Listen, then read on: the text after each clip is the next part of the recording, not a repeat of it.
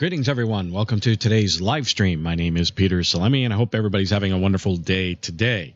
And before I get on with the subject, I want to just say I hope everybody had a happy, wonderful Passover feast and Feast of Unleavened Bread, which of course just passed just recently. And I hope everybody had a wonderful feast and Feast of Unleavened Bread and Passover. Of course, it's the time when Jesus Christ of Nazareth died for the sins of the world. And of course, we eat unleavened bread, as God says, you shall eat unleavened bread 7 days. And we eat unleavened bread 7 days as a symbol of us taking in Christ, imbibing Christ, and the body of Christ, which of course was broken and shed for all of us. His blood was shed for all of us for our sins. And so this is why we partake in the Feast of Unleavened Bread, which Jesus Christ of Nazareth did. He kept the feast. The apostles kept the feast. And it's, of course, commanded by Almighty God that we read of in the Old and the New Testaments. So I hope everybody had a wonderful Passover feast. And for the people that sent in tithes, their festival tithes to us, we'd like to thank you for sending in those festival tithes. And, of course, people who tithe regularly as well, we'd like to thank you for your tithes of supporting this work. And hopefully we can continue to, fund this work so we can, of course, take this message out to the entire world of preaching the gospel of the kingdom of God and, of course, doing the work of the watchman to the people of Israel, which is what, of course, we're doing here on today's live, talking about what's happening in the Ukraine. What we're seeing in the Ukraine is a mobilization between two countries, the Ukraine and Russia. Now, way back in 2014, of course, we saw the Russian Federation and its takeover of the Crimean Peninsula. And, of course, it hasn't stopped. Just because it's out of the news doesn't mean that this war has stopped. It has continued on for these last 7 years.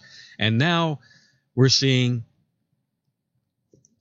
a ramp up of this war taking place along the border between Crimea and the Ukraine. And the Ukraine wants the Crimea back for many, many reasons. They feel that that land is still belongs to them.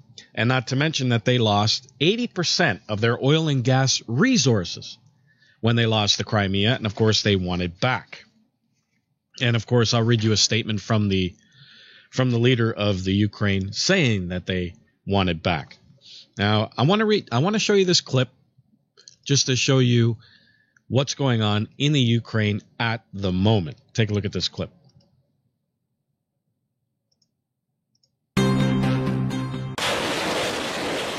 Ukraine and Russia have been at loggerheads for the past 7 years. That's when Russian forces annexed the Crimean Peninsula, and the Kremlin threw its support behind separatist rebels fighting in eastern Ukraine.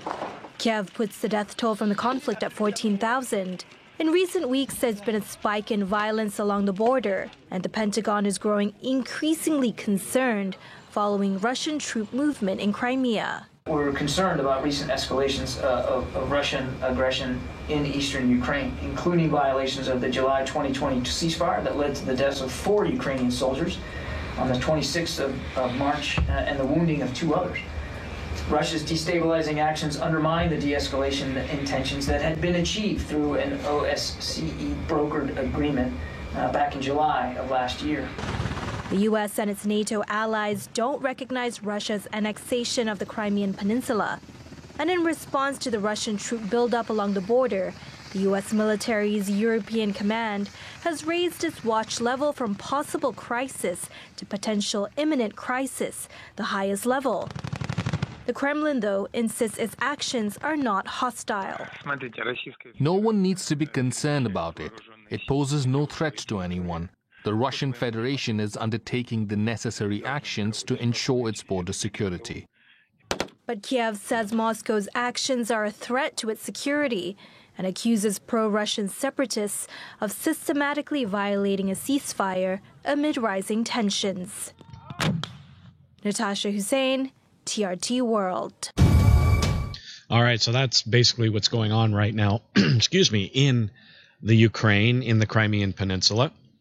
Russia has annexed Crimea. Ukraine wants it back. But, of course, it says here in this article by Stephen Collins, it says that Russia has no intention of giving it back. Therefore, Russia has embarked on a major military buildup along the Ukrainian border, showing it is prepared to defeat any Ukrainian military move to retake the Crimea, because the president of the Ukraine said this in a statement. And let me just read it to you here on the strategy of for deoccupation and reintegration of the temporarily occupied territory of the Autonomous Republic of Crimea and the city of Sevastopol. In accordance with Article 107 of the Constitution of Ukraine, I decree to enact the decision of the National Security and Defense Council of Ukraine, March 11th, 2021, on a strategy of deoccupation and reintegration of the temporarily occupied territory of the Autonomous Republic of Crimea and the city of Sevastopol. Approve the strategy of deoccupation and reintegration of the temporary occupied territory of the Autonomous Republic of Crimea and the city of Sevastopol. Control over the implementation of the decision of the National Security and Defense Council of Ukraine, enacted by this decree, put on the Secretary of the National Security and Defense Council of the Ukraine. This decree enters into force on the date of its publication. That's March 24th, 2021. And, of course, that's when everything started to ramp up between the two countries. The Ukraine wants it back. And the reason they want it back is, of course, they feel that that area belongs to them and that they lost – where's my notes? Oh, here they are. They lost 80%, pretty much 80% of their oil and gas resources to Russia, which, of course, the Ukraine wants back because they can use those resources for themselves, but also they can also use it to sell it to Europe. But, of course, Russia wants to sell oil and gas to Europe, of course, mainly to Germany. When you see Nord Stream up in the North Atlantic, the Russians have a pipeline that goes right into Germany, and they want a second pipeline from the Crimea to go into Europe as well. So they want to sell oil and gas to Europe, and, of course, their own energy. And the Ukraine, and Russia's pretty much bypassed the Ukraine in all this. And, of course, the Ukraine is missing out on all this money that they could make for their country and have energy for themselves. And so they want it back. They want the Crimea back. And let me just read on with this. It says here that the Russians have been moving long columns of tanks and armored vehicles to the border region in what could be a preparation for open war. Now, they've been showing this on social media, which it seems to me today that social media is where you get your news because it's on the ground. People are actually there. People are taking pictures. People are commenting, where when you look at the mainstream media, they're just pretty much occupied with COVID-19 and nothing else. The mainstream media is pretty much, they are focused in on just trying to scare everybody with COVID-19. And they're talking about variants, and we need tighter restrictions, and you shouldn't leave your home, and you shouldn't exercise. You should stay in your home and watch Netflix because there's a virus out there that could kill you. Because, you know, coronavirus, they act like the coronavirus is like Ebola. There's a virus out there that could kill you, which is coronavirus is basically just the flu. I mean, have you ever had the flu? Well, that's a coronavirus. But anyways, I'm getting off topic. The mainstream media, they seem to just be occupied with COVID-19. So it seems that we need to get that there are other sources to get our news from. And you're seeing these pictures all over social media of columns of tanks, armored vehicles to the border region. And it says there are many reports of both Russian and Ukrainian militaries reinforcing their positions along their common border. And all it would take to start a major regional war would be a small miscalculation on either side. That's all it could take. And then it says NATO and the U.S. have backed the Ukraine in various statements. So there is the possibility that NATO and the U.S. may intervene on the Ukraine's side if war breaks out. Now, Joe Biden, he says here, and this is from Zero Hedge, the White House has expressed unwavering support for the Ukraine's sovereignty and territorial integrity in the face of Russia's ongoing aggression in the Donbass and Crimea. This is the Biden administration, emphasized his administration's commitment to our strategic partnership in support of President Zelensky's plan to tackle corruption and implement a reform agenda based on our shared democratic values that delivers justice, security, and prosperity to the people of Ukraine, blah, blah, blah, blah. It says the two also spoke about the Ukraine's Euro-Atlantic aspirations, languages which no doubt smack of suggesting a future invitation to join NATO. And do you think Russia's going to be happy with that, having NATO right there on their border? Absolutely not. Which would certainly trigger greater conflict in the region with Russia. And you have to remember, who is Russia's ally when you look at the Shanghai Cooperation Organization? China. So whatever affects Russia is going to affect China, because China is their strategic military partner in the Shanghai Cooperation Organization. It says Biden's reference to Russia's ongoing aggression is likely to fan the flames amid increasing fighting in the rest of Donbass region. On the same day, the Kremlin put NATO on notice, warning that any NATO troop deployment will result in immediate counteraction from Russia to ensure its own security and interests, as Reuters noted earlier in the day. And then it says Reuters, meanwhile, is reporting that Zelensky told Biden that the Ukrainian army is ready to retaliate in Donbass. So they are ready, ladies and gentlemen. And, of course, the Ukraine and NATO and the United States back the Ukraine, where we have Russia. And, of course, who is going to back Russia? China. And we can't discount China in all of this. And let me just finish this this article here.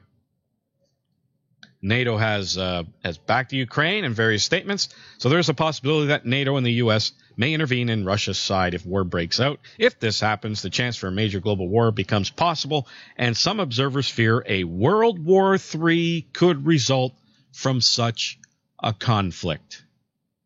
This could escalate into a World War III situation.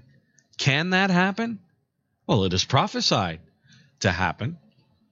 And that NATO and China and all her allies are going to go head to head, and NATO is going to break apart. We are going to lose this next war because we have forsaken Almighty God. And this concludes. It seems that a long column of tanks, armored vehicles on railroad route are Russian vehicles, but it also seems that some links of armored vehicles moving in columns along the roads may be Ukrainian armored vehicles. And then it says that if fighting starts, Russia may be prepared to send its forces deep into the Ukraine. That's Stephen Collins' article on that. So here we see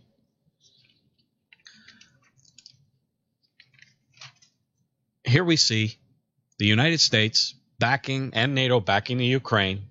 We see Russia on the other side, and of course China. Now think of it.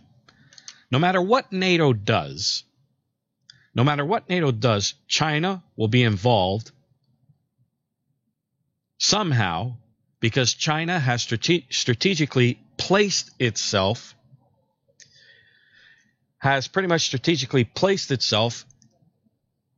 with alliances and agreements with different nations. So whatever NATO does, China is going to get involved. And China did this on purpose because they know that they are going to be the dominant power by the time 2025 rolls around. They are saying by 2025, China is going to be the dominant power in the world. And we've been saying that since 2001, when I did my first video on China in prophecy. And then I did another video of China in prophecy, and I said that China is going to be the dominant power in the world, and it's going to take over the United States of America, and it's going to destroy NATO, as Bible prophecy says. Now, just recently, Iran and China just signed a 25-year agreement, and they are going to enter into China's Belt and Road Initiative. And so if you mess with Iran, well, then you're going to have to mess with China. On top of that, Iran is a how do they call it, an observe, a kind of like a partner in the Shanghai Cooperation Organization. They're not fully in, but they are one of the nations that are being considered in the Shanghai Cooperation Organization.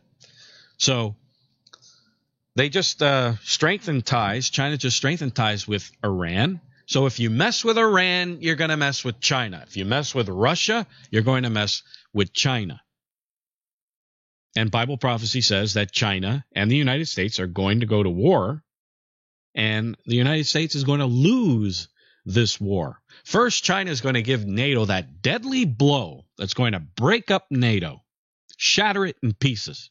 Then, eventually, China is going to take over and invade Canada, Australia, New Zealand, the United States of America. They're going to invade from the north and come down, invade and take over North America, Australia, and New Zealand in Ezekiel, the 38th chapter. I've read it many, many times on this program. But let's get back to the Ukraine and this war. This war has not stopped between Russia and the Ukraine.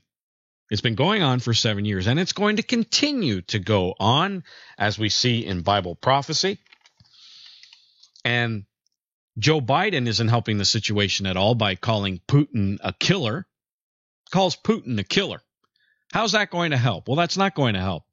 And we're going to see diplomatic relations continue to deteriorate between the United States and Russia, between the United States and China. We're seeing relations break down between Australia and China, but not Canada and New Zealand. You see, we got these two leaders in Canada and New Zealand that are pretty much cozying up to China, because these two leaders, Justin Trudeau, the emasculated girly man soy boy that we have here in Canada, and we have the New Zealand leader, what's-her-face, Jacinda, whatever her name is. They are both socialists, and they are cozying up to China, and they're pretty much China's lapdogs. So we're losing our sovereignty here in Canada. They're losing their sovereignty in New Zealand, till eventually China will eventually take it over, invade it, and take it over. So here we see diplomatic relations deteriorating between the United States and China, till eventually they will go to war. All right, so let's go to Bible prophecy. And where is the Ukraine identified in the pages of the Bible? Now, as I mentioned, if you haven't seen my video, Russia in Prophecy, we show you that Russia is Ishmael in the biblical prophecies. And we show you that the Midianites and the Ishmaelites in the Bible had an alliance, and they created an empire, which secular history shows they are called the Mitanni Empire. And this Mitanni Empire, after they lost all their power, went up through the Black and the Caspian Sea and settled into southern Russia. And then they became known as the Kiev Rus people. And the Kiev Rus people, there were pretty much three groups of people in the Kiev Rus Empire. We had the Byelorussians, the Little Russians, and the Byelorussians, the Little Russians, and the Great Russians. The Great Russians were known as the Eastern Slavs, and they migrated up into what is known as Russia. And then we had the Byelorussians. Then we have the Little Russians that became the Ukrainians today. And these Little Russians we have identified in Bible prophecy as Midian, the peoples of Midian. And I put the link of the booklet, Ukraine and Bible Prophecy, we have right here. I put the link up there if you want to take a look at it. And we show you in history that Midian is the Ukrainian people today. And I put up other links there of Russia in prophecy, Germany in prophecy, and China in prophecy, all there in the chat room if you want to download them free of charge. And you can take a look at them and find out where China is identified in the Bible, which we have identified China as Kittim, the peoples of Kittim, and Gog of the land of Magog in Ezekiel, the 38th chapter. We have identified Russia as Ishmael. They were part of that Mityani Empire, and which became the Kiev Rus, and then the Eastern Slavs of the Kiev Rus we have identified as Ishmael, which moved up into Russia and received all the blessings that God promised Ishmael. The Little Russians, they became the Ukrainians, and these Little Russians we have identified as Midian of the Bible. And Germany in prophecy, we have identified Germany as Asher in Bible prophecy. The peoples of Asher, when the Assyrian Empire deteriorated, they scattered and fled, went up through the Black and the Caspian Sea, and they migrated into Western Europe.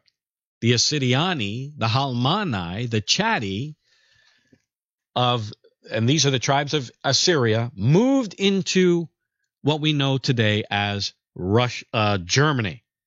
And so the Germans are the end-time Assyrians in Bible prophecy. So that's pretty much just a summary of what these books will show you and prove to you, that all these nations can be identified in the pages of the Bible. And today we know that the Ukrainian peoples are the peoples of Midian. And there is a prophecy about Midian in this end time because they are part of the Abrahamic family. They are not the birthright seed of Abraham, Isaac, and Jacob, but they are part of the Abrahamic family. Abraham had other wives and concubines, and of course move them, you can read in the book of Genesis, move these people to the east of Palestine, what we know as Palestine today, and that is where we find the peoples of Ishmael, the peoples of Midian, that form the Mityani Empire, and then eventually moved north into Russia and the Ukraine today. Now, there was a prophecy in Numbers, the 24th chapter. And in Numbers 24, verse 14, these prophecies are for the latter days. And then it says here in verse 21, it says, and he looked unto the Kenites. Now, who are the Kenites? When you read Judges, the first chapter, verse 16, Numbers 10, verse 29, we see that the Kenites are the Midianites, the peoples of Midian. And it says, he looked upon the Kenites and took up this parable and said, strong is thy dwelling place, and thou puttest thy nest in a rock, which is meaning it's a secure place to live, which the Ukraine is. And we show you that in that booklet. But then it goes on to say this, nevertheless, the Kenite shall be wasted, meaning the Ukraine. This is in the latter days. Where do we find Midian in the latter days? In the Ukraine. It shall be wasted. Others say it shall be burned, consumed, incinerated, talking about the fires of war. And it says that the Midianites, the Ukraine, will be wasted. And then notice it says, until Asher shall carry thee away captive. Who is Asher? Germany. So it's saying here that it's going to be in warfare until Asher carries you away. That hasn't happened yet.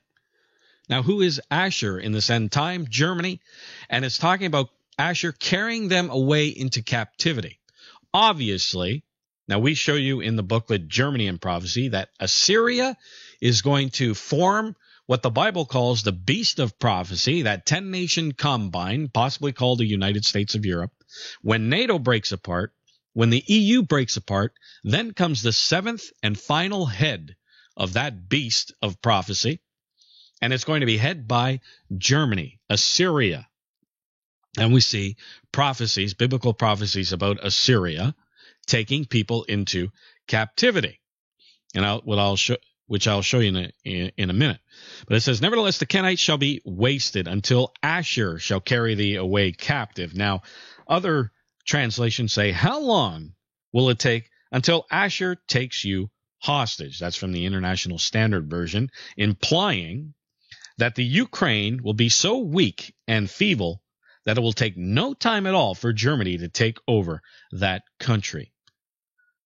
So what we're seeing right now is the Ukraine in trouble. The Ukraine has been at war since 2014, since the Russians took over Crimea, and it's not going to stop. It says that the Ukraine is going to be wasted, burned in the fires of war until Ashur carry thee away, and that hasn't happened yet. So what's going on with the Ukraine is going to continue to go on until the beast is going to form. The beast rises and takes the Ukraine away. And the Ukraine at that time is going to be so weak, so feeble, that Germany is going to have no problem taking it over and putting these people in slavery and captivity. So there is that prophecy about the Ukraine.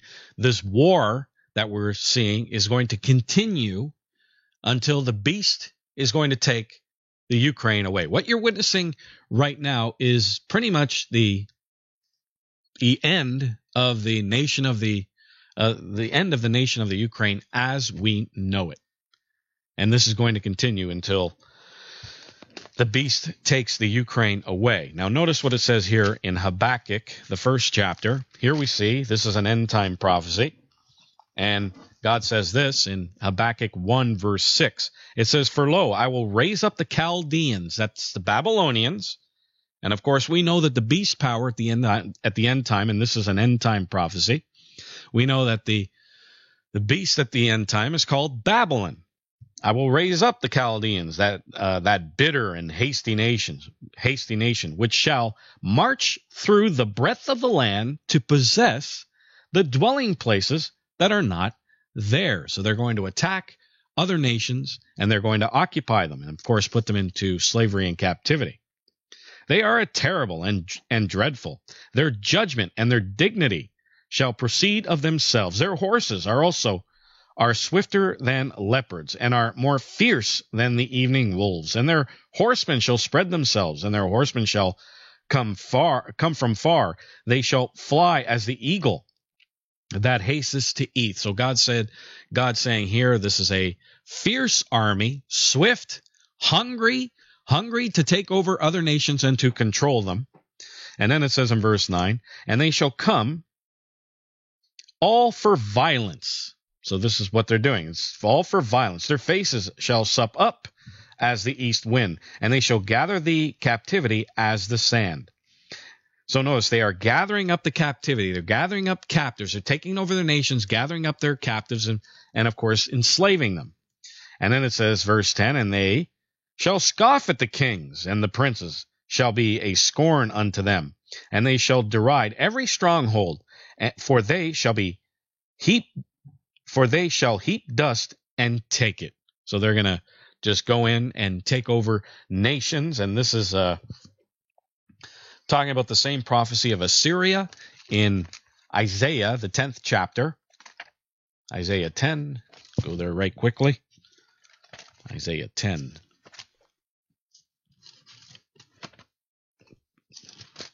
I didn't have it marked in my Bible, so excuse me for turning these pages here. Isaiah 10 verse 5, it talks about the Assyrian. O Assyrian, the rod of mine anger, and the staff in their hand is mine indignation. God says, I will send him against an hypocritical nation, talking about Israel, and against the people of my wrath, that's Israel. Notice, I will give him charge to take the spoil, to take the prey, and to tread them down like mire in the streets. Now notice verse 7. It says, howbeit, he meaneth not so, neither doth his heart think so, but it is in his heart to destroy and to cut off nations, not a few. So it's in his heart to, he's got a in his heart, he wants to conquer these nations. He thinks he can't do it, but he's going to do it anyways, and he will do it. He will succeed. And it says he's going to destroy and cut off nations, not a few. So he's going to cut off nations, and he's going to cut off nations, and one of those nations, of course, is Midian, as we read in Numbers, the 24th chapter, verse 21, that he's going to take the Ukraine, the Midianites, captive. And it's going to be easy for him because, as it says, the Ukraine is going to be wasted. It's going to continue in this warfare until the beast takes him captive in the end time, which is now. Notice Habakkuk. We go back to Habakkuk, the 3rd chapter, verse 7. It says this. Here it's talking about the second coming of Christ, and it says, I saw the tents of Cushan in affliction, and the curtains of the land of Midian did tremble. So here we see Midian, the tents of Cushan, which means Midian, the tents of Cushan in affliction. And of course, and it says the curtains of the land of Midian did tremble. So here we see, in the end time, when Christ comes back, the Midianites being afflicted, they are in slavery and captivity, which the beast power puts them in. And they are in affliction, and they did tremble. But of course, Jesus Christ of Nazareth is coming back, and he's going to stop all the slavery, the captivity that the beast power has put these nations into. And of course, Midian is part of the Abrahamic family, and of course is going to save them from the beast power. So here we see the Midianites in slavery and captivity. And a couple of more notes here. Now, when you look at what's going on, the potential for warfare with this conflict that's going on, the potential is there. The USA European Command saying that what's happening in the Ukraine, what's happening in Ukraine is imminent. It's going to happen. It's the highest warning that they have for the U.S. European Command. It's imminent. It's eventually going to happen. And this could spark World War III. As I mentioned, China has strategically placed itself where no matter what NATO does, China is going to be involved. And eventually, they are going to go head to head. And if we go back to Numbers, the 24th chapter, verse 24, notice what it says here. And the ship shall come from the coast of Kittim. That's the South China Sea. Kittim is China. The ship shall come from the coast of Kittim. And it says, and it shall afflict Asher and shall afflict Eber. Asher is Germany. Eber are the Hebrew peoples. Obviously, this is NATO. NATO is going to break apart. It says, shall afflict Asher, shall afflict Eber. And we read in Jeremiah, the 30th chapter, verse 14, it says, all your allies have forgotten you. They seek you not. And then it says, I have wounded you with the wound of an enemy. This is the wound, the deadly wound that's going to break up NATO. Now, the conflict in the Ukraine, is this going to lead to, if this goes to war and NATO gets involved with Russia, obviously China is going to get involved. Will this lead to what's going on in the South China Sea today? In the South China Sea, we see NATO going through the South China Sea, making a point to China that this is international waters and they have every right to go through there, where China says, no, this is this part of the region is ours and we want sovereignty over it. And there have been military exercises in the South China Sea. Is that war? If it goes to war in the Ukraine, is that going to escalate and China will eventually make its move in the South China Sea against the U.S. and NATO? If NATO gets involved and China gets involved, well, it's going to strike NATO in the South China Sea. And it says here that it shall afflict Asher and Eber. And that's that deadly blow, as we see in Jeremiah, the 30th chapter. Let me just go there right quickly and read it for you. In Jeremiah 30, verse 14, it says, all your allies, it says lovers, it should read allies, as the Moffat translation says, have forgotten you, they seek you not. For I have wounded you with the wound of an enemy, with the chastisement of a cruel one, for the multitude of thine iniquity, because your sins were increased. And then it says, why criest thou for thine affliction? As we read in Numbers 24:24, that he afflicts Asher and Eber, a common enemy. Obviously, that's NATO. The U.S. and Germany are on the same side. Obviously, that's NATO. That's the potter's clay phase that we read in Daniel, the 2nd chapter, of down at the feet and toes, part potter's clay and part iron. The potter's clay is the house of Israel. Who is the house of Israel? The United States and the British Commonwealth of Nations. With the iron is Europe. It's NATO. And then it says the potter's clay is going to break apart. Then comes the iron mixed with miry clay, and that's the last resurrection of the Holy Roman Empire. And when that happens, the Ukraine people at this time are going to be so weak and feeble that the beast is just going to gobble them up and put them into slavery and captivity. And also Iran. What about Iran?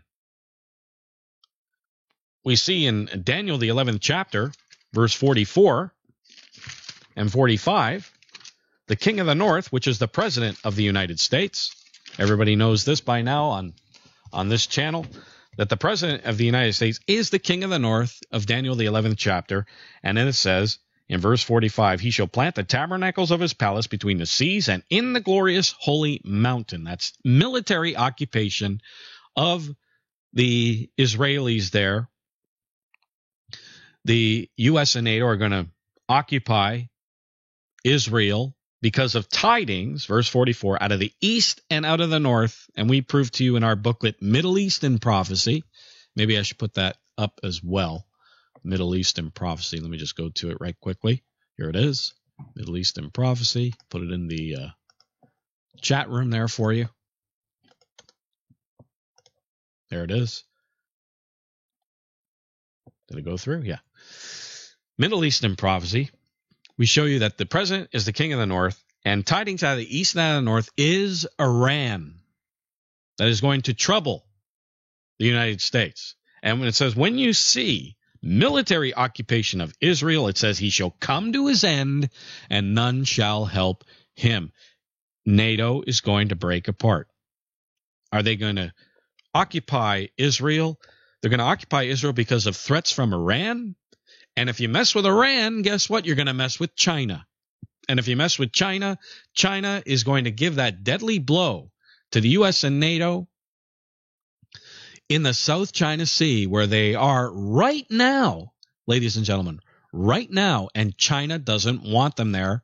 And when you look at what's going on with Taiwan, tensions are heating up between China and the United States. All it takes, like Stephen Collins said in his book, all it takes is just one little miscalculation, and this could escalate into World War III. Is this going to be the trigger? What's happening in the Ukraine? We're going to have to wait and see, but Bible prophecy says that China and NATO are going to go to war, and NATO is going to lose, and NATO is going to break apart. The EU is going to break apart. The end of the potter's clay phase. Then comes the forming of the beast power led by Germany. They're going to gobble up the Ukraine as well as other nations and become a huge power. And they're going to take over the Middle East, the people of Israel.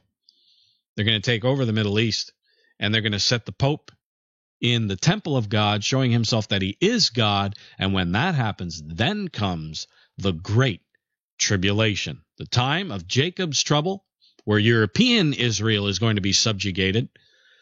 And that's going to be the time that we read in Ezekiel, the 38th chapter, that Gog of the land of Magog is going to attack the United States, Canada, Australia, New Zealand, They're going to attack from the north and take over our nations. And whoever's left is going to be led into slavery and captivity. As it says here in Ezekiel 38:1, it says, the word of the Eternal came unto me, saying, Son of man, set thy face against Gog, that's China, the land of Magog, that's Mongolia, the chief prince of Meshech and Tubal, that's Manchuria and Tibet, and prophesy against him, and says, Thus says the Eternal, I'm against you, O Gog, chief prince of Meshech and Tubal. I will turn you, it should read turn you around, it's just old King James language.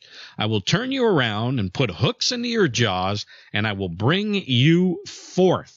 Now, God uses that language because China has never attacked another nation ever in its history. And God says, I'm going to put hooks into your jaws, and I'm going to make you do this. I will bring you forth, all your army, horses and horsemen, all of them clothed with all sorts of armor, even a great company with bucklers and shields, all of them handling swords. Notice, Persia, now modern-day Persia is Iran, Afghanistan, and Pakistan. And it says, so Persia, so it could be some of the Iranians who are left, but it could also mean Afghanistan and Pakistan as well. So Persia, Put and Cush, as it should read, India.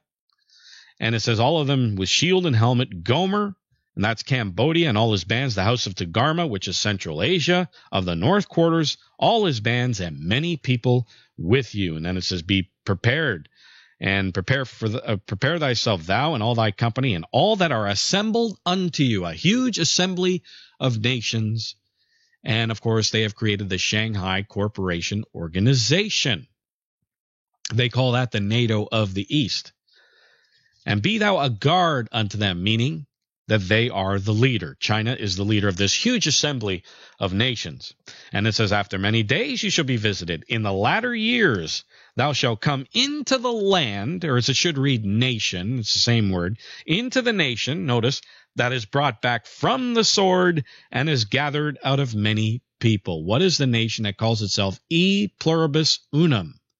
Out of many, one. The United States of America. Now remember, Israel was prophesied to become a nation and a company of nations. Manasseh was to emerge as a great nation. You read this in Genesis, the 48th chapter, and Genesis 35, 10 through 11. Manasseh was to emerge as a great nation, that's the United States, and a company of nations, which is the British Commonwealth of Nations. Notice, you're going to come into the nation that is brought back from the sword and is gathered out of many people. Then it says, against the mountains of Israel. A mountain is a symbol of a nation. It says mountains, plural, of Israel, the company of nations, of the British Commonwealth of Nations. That's Canada, New Zealand, Australia, and so on. The British Commonwealth. So it's going to attack the United States and the British Commonwealth of Nations, which have always been waste, but is brought forth out of nations, and they shall dwell safely, all of them. And then it says, you shall ascend and come like a storm. Thou shalt be like a cloud to cover the land. So they're going to come by air, by land, by sea, thou and all thy bands and many people with you. So this is the attack. China is going to attack the United States, Canada, Australia, New Zealand from the north, as it says here. It says in Ezekiel 38:15, and thou shalt come from thy place out of the north parts. And that means the extreme north, the North Pole. And I've been saying for years now that our northern border in, Alaska there is pretty much undefended. Russia has about 100 icebreakers up there. China wants to set itself up there as well. They want to put military posts up there. They want to create a Silk Road type of situation up in the Arctic. And they are looking at Canada's border, and it's pretty much undefended and unoccupied. And they're looking at it, and they want it. They tried to purchase an old mining base up in that region, but I think Canada said no. They said no to China, but that's not going to deter China. Eventually, they are going to take it over. And what do we have up in the north? NORAD. and China will pretty much destroy NORAD, our defense system from the north. They're going to destroy it, and they're going to come down and attack us from the north. Thou shalt come from the place out of the north parts, thou and many people with you, all of them riding upon horses, a great company, and a mighty army. They're going to attack us from the north, ladies and gentlemen. So this is pretty much what's going to happen in the near future. And what we're seeing with the Ukraine right now, war is not going to go away from the Ukraine. It says the Ukraine is going to be wasted until Assyria takes it into captivity. The beast hasn't formed yet. This is going to continue what's going on in the Ukraine until the beast takes the Ukraine. It's going to be so weak and feeble, it's going to be easily taken over by the beast power, and they're going to be taken into slavery and captivity till the time of the second coming of Jesus Christ of Nazareth. All right, so I just wanted to do a special live on what's happening in the Ukraine. And again, if you want to keep up to date with what's happening in the news, we have a Telegram channel, which I put the link there in the chat room. If you want to subscribe to our Telegram channel, we don't have Twitter anymore. Twitter is just a big waste of time, and it's a liberal wasteland now. So Twitter is just a waste of time. We're not on Twitter anymore. We're on Telegram, and we post news, links, and videos on our Telegram channel. And don't forget also to subscribe to our YouTube channel. And so because the more subscriptions we get, then the more recognition we get, and it'll be easier to find us on the YouTube search engine as well. So please do that. Please subscribe to our Telegram channel and our YouTube channel. And again, I'd like to thank everybody for supporting us with your tithes and your prayers. We really need prayer, especially in these days, these last days, where it seems to me that the world is pretty much upside down. People have lost all common sense. Weird things are happening. We got the woke culture. And think of it, we're so, focused on wokeness and cancel culture, and our leaders are so weak. We got Biden, who barely knows where he is. We got the emasculated girly man soy boy Justin Trudeau, who's a lapdog to the Chinese. Same with Lucinda there in New Zealand. We got such weak leaders. We are so concentrated on woke culture, and our enemies see it, and now they're making their moves. And one of these moves is here in the Ukraine. So please pray for this work. Thank you for supporting it. We need tons of prayers, tons of support, because we are in the last days. And of course, here at the BICOG, we are dedicated to doing the work of the watchman to the people of Israel, Ezekiel, the 33rd chapter. The work of the watchman is the most important work on this earth, and we thank you for supporting it. All right, I'd like to thank everybody for joining me here on today's live stream. And brethren, we'll see you here real soon on the next live stream. And of course, I will be pumping out more videos, recorded videos, and putting them up to the YouTube channel as well. So stay tuned for that as well. All right, brethren, thank you for joining me here on today's live stream, and we'll see you here real soon.